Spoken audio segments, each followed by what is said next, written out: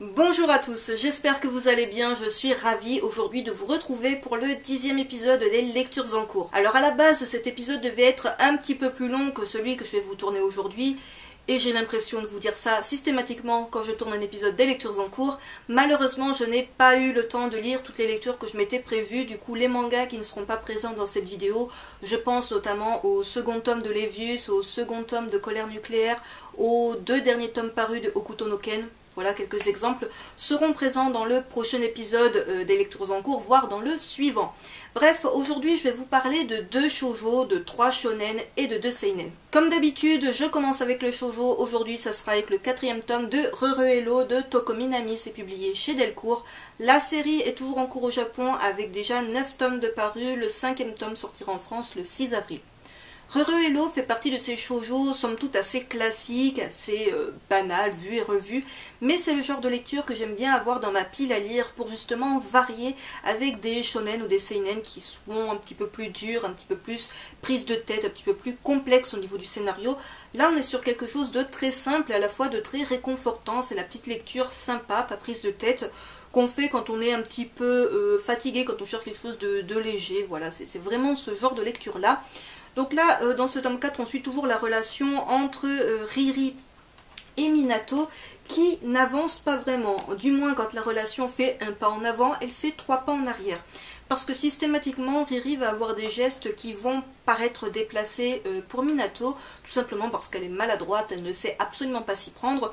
Du coup, ça jette souvent un petit froid, il y a une incompréhension entre les deux, il y a une espèce de quiproquo. Et les 2 personnages en viennent à se faire la tronche ou à être séparés malgré eux. Alors dans ce 4e tome, on a l'arrivée d'un nouveau personnage féminin qui s'avère être la rivale de Riri. Voilà, genre la rivale absolue, il n'y a pas plus rivale qu'elle. Alors est-ce que ça sera réellement une rivale durant les prochains tomes? Ça on le découvrira par la suite. On peut considérer que c'est une rivale dangereuse, une rivale qui est là pour être la copine de Minato et qui n'en démordra pas, mais on peut également penser que c'est une relation qui ne se fera jamais. Donc voilà, ça c'est... On verra ça par la suite. Donc les couvertures donnent toujours aussi fin, je trouve les couvertures assez sympa, même si elles sont très simples. Donc voilà, si vous cherchez un shoujo qui soit drôle, dans lequel il y a des bons sentiments, c'est un shoujo, comme je l'ai déjà dit, qui n'a rien d'extraordinaire en soi, c'est assez classique comme formule, mais c'est assez efficace tout de même. Second et dernier shoujo de cette vidéo, qui n'a, comme vous le remarquerez, aucun rapport avec le précédent, il s'agit du 4e tome de la série Le Requiem du Roi des Roses d'Ayakano, publié chez Kiyun, dans leur collection Seinen. Et là, il y en a encore qui vont me dire, pourquoi tu dis que c'est un shoujo? Et bien tout simplement, si vous allez un petit peu sur les pages VO de ce titre, vous verrez qu'au Japon, il est classé shoujo, et je m'en tiens à ce que disent les Japonais. Ce 4e tome, déjà, la couverture est de toute beauté, mais ce 4e tome est juste génial. Alors pour celles et ceux qui prennent le train en route et qui n'auraient jamais vu aucun de mes avis à propos des 3 premiers tomes de cette série, il s'agit d'une réinterprétation, réécriture du Richard III de William Shakespeare, et je dois bien avouer que ça devient de plus en plus théâtral, dans le sens où, voilà, sans rien vous révéler à propos de ce 4e tome, on a à un moment une scène où des personnages s'envoient des choses très sympathiques à la tronche, on va dire, et Richard n'est pas loin. Et bien évidemment, qu'est-ce qu'il va capter comme phrase? Il va capter un petit bout de phrase qui est sorti de son contexte, devient juste terrible pour lui, et il va la prendre comme argent comptant, n'ayant pas du tout capté ce qui s'est passé juste avant. Et voilà, lui il arrive au mauvais endroit, au mauvais moment, pour entendre le mauvais bout de phrase. Et c'est ça que j'ai trouvé, voilà, le genre d'exemple de scène théâtrale, c'est-à-dire vraiment le truc, vous le voyez venir, parce que vous sentez que le personnage va aller près de la porte au moment où la conversation se termine, et au moment où il ne faut pas qu'il entende la fin. Et voilà, lui il arrive à ce moment-là, ça ne loupe pas, du coup il comprend tout de travers et ça prend des proportions de dingue. Donc si vous ne le savez pas, si vous ne connaissez pas du tout ce manga, ni l'univers de Richard III de Shakespeare, on suit un affrontement entre 2 grandes familles, les York et les Lancaster. C'est vraiment 2 familles qui se déchirent, dans lesquelles il va y avoir des trahisons dans la famille, entre les familles, des mariages arrangés, des mariages d'intérêt, des enfants faits par intérêt, des coups de poignard dans le dos aux personnes auxquelles on ne s'attendait absolument pas, des personnes qui vont être manipulées, voilà, tout ce genre de choses qui en fait un manga vraiment diaboliquement efficace et addictif, je trouve. Alors au début j'étais pas hyper emballée, voilà, j'étais pas hyper emballée au tome 1, je m'étais dit ouais, pourquoi pas, c'était pas un titre que je lorgnais plus que ça, mais plus l'histoire avance, plus je la trouve prenante. On se demande vraiment comment tout cela va se terminer, à moins qu'on ait déjà lu le Richard III de Shakespeare, donc là on sait déjà comment ça va se terminer. Mais voilà, si vous cherchez un, bon, je vais dire un shoujo, ça n'a rien de shoujoesque, mais on va dire si vous cherchez un manga qui soit un petit peu historique, avec vraiment beaucoup d'action, beaucoup de révélations, de changements d'attitude des personnages, vraiment quelque chose d'inattendu de page en page, c'est un titre que je vous recommande. Je continue avec la partie shonen, et ça sera avec le tome 3 de Magical Girl Sight de Kentaro Sato, publié chez Akata. La série est toujours en cours au Japon, avec déjà 4 tomes de parus, et le 4e tome sortira en France le 14 avril. Alors Magical Girl Sight est une série beaucoup plus soft que Magical Girl of the End. Alors après on m'a déjà posé la question plusieurs fois, si je dois choisir entre les deux séries, laquelle est la meilleure? Ça n'a strictement aucun rapport. Dans Magical Girl of the End, on est sur quelque chose d'assez what the fuck, de franchement violent, même si on est quand même dans du shonen, d'assez complexe sur les derniers tomes, et c'est une série où il y a déjà pas mal de tomes de sortie. Là, on est sur quelque chose qui devient un petit peu similaire, c'est-à-dire que les personnages dans le tome 3, bon, on l'avait déjà vu dans les 2 tomes précédents, sont vraiment barges. Voilà, il n'y a pas d'autre terme. Donc on faisait, à la fin du tome 2, on comprenait qu'une Magical Girl un petit peu célèbre allait se retrouver dans l'école de nos 2 autres Magical Girls que l'on suivait depuis les 2 premiers tomes. Cette Magical Girl n'était pas là pour rien, elle était là pour se venger. Se venger d'une personne que les 2 autres essayent tant bien que mal de protéger. Protéger avec des guillemets parce que c'est quand même quelqu'un de mauvais, mais il faut pas qu'elle crève parce qu'elle est un petit peu utile. Du coup, ça va être compliqué d'en protéger l'une de l'autre, sachant que l'autre, voilà, elle est bien barge dans sa tête. On a une nouvelle Magical Girl qu'on avait déjà vue dans le 2e tome, donc un personnage qui devient une Magical Girl. Là encore, c'est pour se venger des morts qu'il y a eu autour d'elle. Et ce personnage arrive avec la ferme intention de faire payer certains des gentils personnages, enfin des gentils. Tout le monde est barge dans cette histoire, mais il y en a qui sont un peu moins barges, un peu plus gentils que d'autres. Et voilà, d'ailleurs c'est le personnage que vous voyez sur la couverture. Et on comprend que ce personnage-là a juste envie de meurtre, de sang, de souffrance, de torture. Voilà, donc ça promet quelque chose d'assez sanglant. Donc je vous montre un petit peu ce que ça donne au niveau dessin. C'est parfois un petit peu trash, il y a de la violence, faut pas se le cacher. C'est pas une lecture que je vais recommander aux plus jeunes. Je ne sais même pas s'il y a marqué pour public averti, non, c'est pas précisé. Mais voilà, des fois on me demande si des lectures que je propose sont adaptées pour un jeune public. Quand je précise que c'est tout de même assez violent, c'est que pour moi, un enfant de moins... Enfin un jeune de moins de, on va dire... je sais pas, je dirais 14 ans, ne doit pas tomber là-dessus. Voilà. Après, c'est difficile de juger, étant moi-même beaucoup plus âgée. Pour celles et ceux qui cherchent un shonen avec une intrigue qui devient de plus en plus complexe, qui est assez prenant, c'est tout de même, comme je l'ai dit, un petit peu violent, donc c'est pas tout public, même si on est sur du shonen. C'est un titre que je vous recommande de lire si vous êtes passé à côté. J'enchaîne avec le 4e tome de The Ancient Magus Bright de Korei Yamazaki, c'est publié chez Komiku. La série est toujours en cours au Japon et avec ce 4e tome, on a rattrapé la parution japonaise, donc aucune date à vous donner pour la sortie du tome 5. Alors déjà, petit focus sur cette sublime couverture, c'est vraiment une série qui a des couvertures de toute beauté.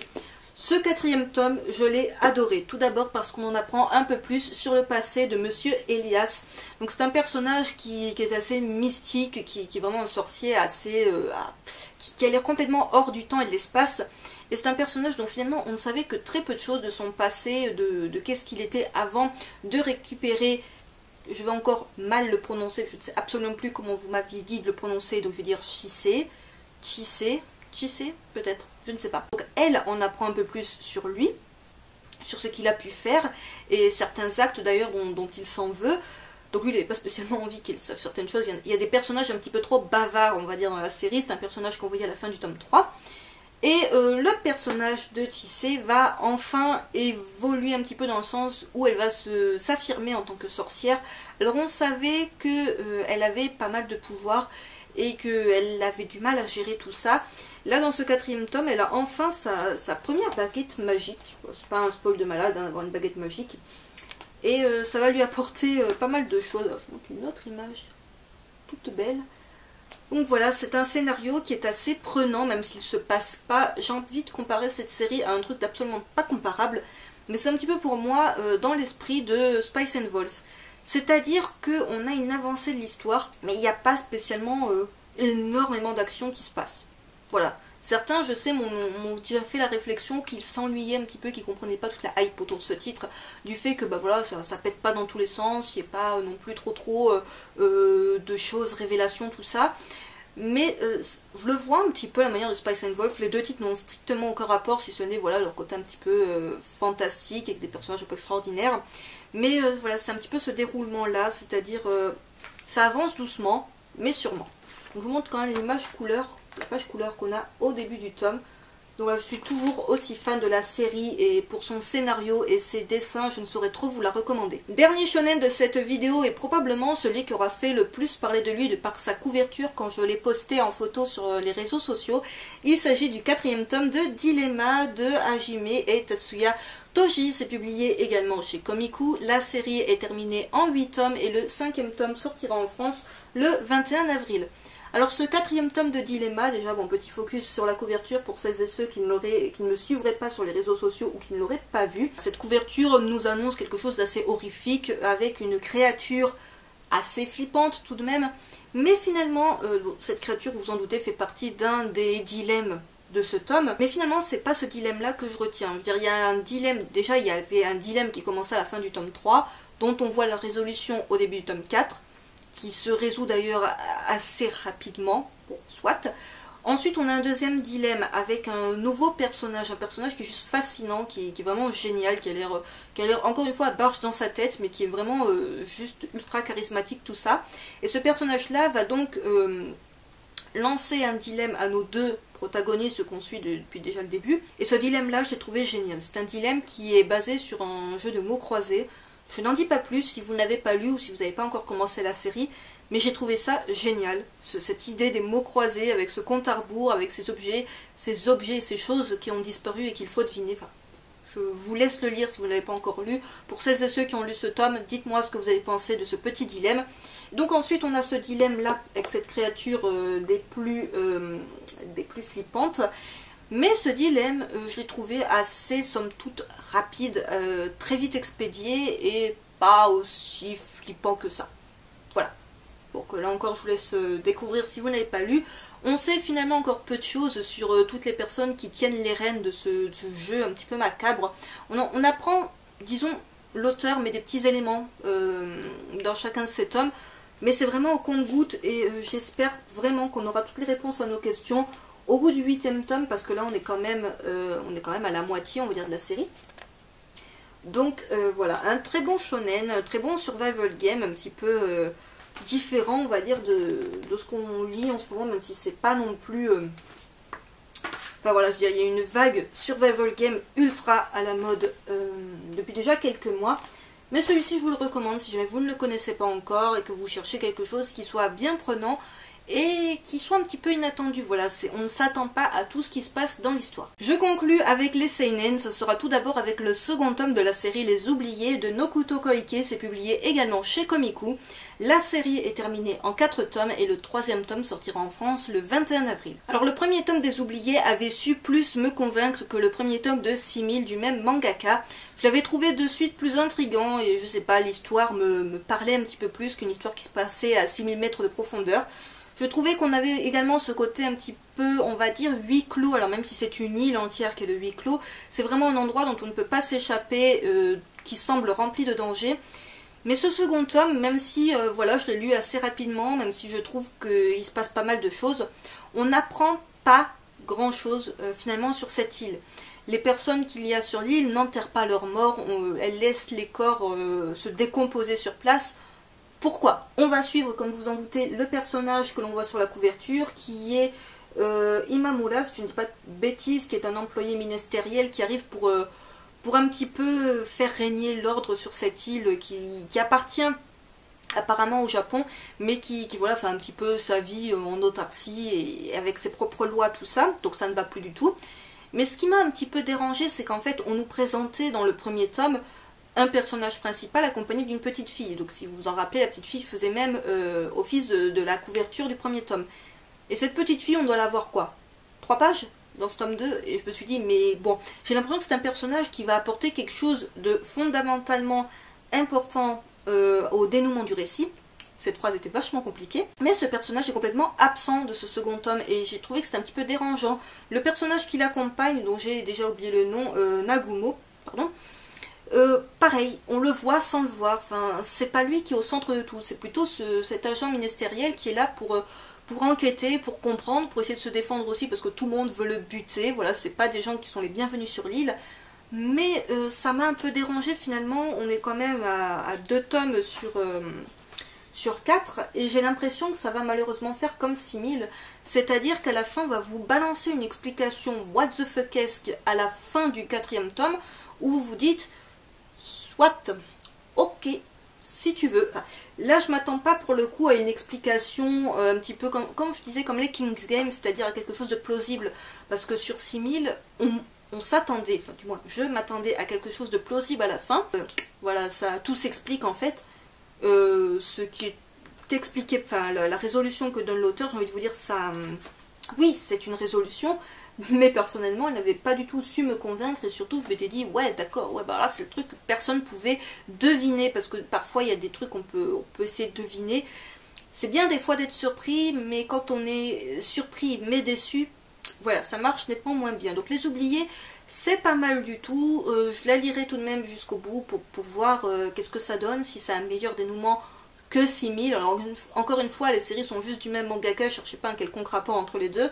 Mais voilà, un petit peu en demi-teinte pour ce second tome, mais j'achèterai quand même le tome 3, les tomes 3 et 4 pour voir comment ça se finit. Dernier manga de cette vidéo, mais pas des moindres, puisqu'il s'agit du 7e tome de Prison School d'Akira Elamoto, publié chez Soleil dans leur collection Seinen. La série est toujours en cours au Japon avec déjà 19 tomes de parus et le 8e tome sortira en France le 27 avril. Si vous me suivez depuis un petit moment, vous le savez très probablement, mais Prison School fait partie de mes Seinen chouchou depuis déjà un petit moment. Le genre de lecture complètement déluré à prendre au 36e degré que j'adore. C'est très particulier, ça ne plaît clairement pas à tout le monde. Il y en a qui sont complètement passés à côté du délire de l'auteur. Ce que je peux complètement comprendre, mais personnellement, voilà, j'ai une addiction à cette série et j'attends toujours les tomes avec beaucoup d'impatience. Alors à la fin du 6e tome, on était un petit peu en suspense, c'est-à-dire que nos protagonistes devaient trouver le moyen de gagner du temps avec la vice-présidente, le temps que l'un d'entre eux aille chercher des preuves pour les innocenter. Donc je n'en dis pas plus si vous n'êtes pas à jour au niveau lecture ou si vous n'avez pas encore commencé cette série tout simplement géniale. Le truc c'est que pour gagner du temps, ils ne trouvent qu'une seule chose à faire, c'est un petit peu de la provoquer en duel. La vice-présidente, alias le personnage qu'on voit sur la couverture du tome 1, alias ce personnage-là. Voilà. Qui est un petit peu, qui est un petit peu une espèce de provocatrice, comme vous pouvez le voir, mais qui est surtout un personnage méga super balèze. Et en gros, ben, leur super plan génialissime, il va nulle part. Voilà, donc ça on s'en doute un petit peu. À chaque fois qu'ils ont une initiative, qu'ils ont une idée génialissime, ça n'aboutit pas. C'est ça qui est génial, c'est que finalement ces personnages-là vont tout faire pour s'en sortir, pour prouver leur innocence. Et c'est le truc auquel ils n'avaient absolument pas pensé qui va se produire et qui va leur donner un sursis. Un tout petit sursis. On comprend que dans le tome 8, il va falloir se bouger pour trouver des preuves, parce que le sursis est très court, mais c'est tout de même un sursis, un temps supplémentaire pour trouver des preuves, que tout simplement on essaye de leur faire payer pour quelque chose qu'ils n'ont pas fait. Voilà, qu'il y a des gens qui sont un peu plus haut placés et qui essayent tout simplement de les faire tomber. Et ces personnes-là, donc le conseil clandestin, commencent à flipper un petit peu de se dire oula, ils vont s'en sortir. Alors on fait surtout la découverte, on voyait déjà le personnage, donc c'est pas un personnage qu'on découvre, mais on ne le voyait pas trop jusque-là.